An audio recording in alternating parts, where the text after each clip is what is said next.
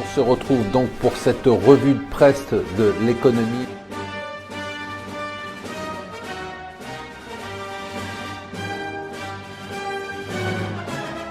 Bonjour et bienvenue sur Mon Financier pour la revue de presse de l'Écho. Nous sommes le vendredi 29 avril. L'événement du jour, c'est le ralentissement de la croissance américaine. Quelle surprise, 0,5%, c'est encore plus mauvais que ce qu'on attendait.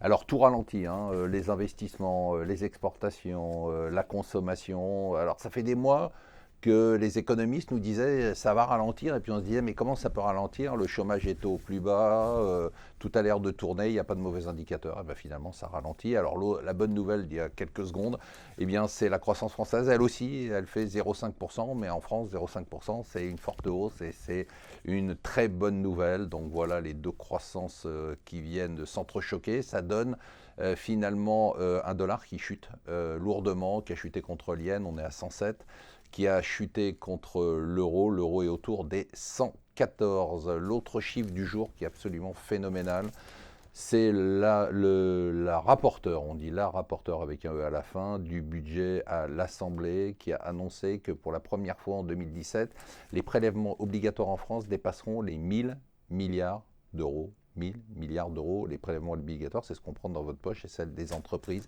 1000 milliards d'euros, c'était 750 milliards d'euros seulement en 2009. C'était simplement il y a 8 ans. Dans les marchés, le dollar baisse, mais le pétrole continue à monter contre toute attente. Ça a été l'autre contre-pied avec le dollar de l'année. On attendait le pétrole qui s'effondre, c'est ce que nous expliquaient les gens quand il était à 30, il devait aller à 20.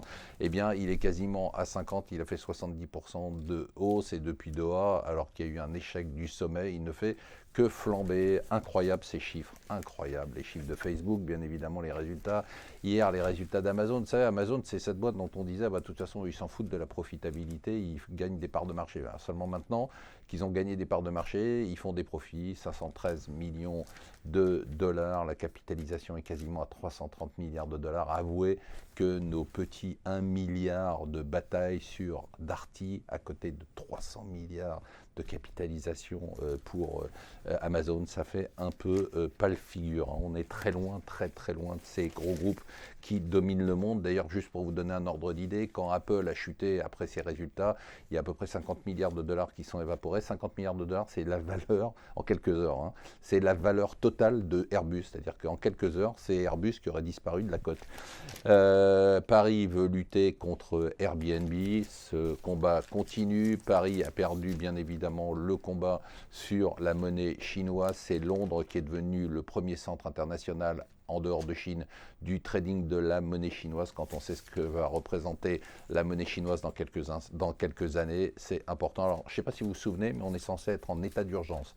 L'état d'urgence, c'est censé être un état où on ne peut pas manifester et on ne peut rien faire. Bien voilà.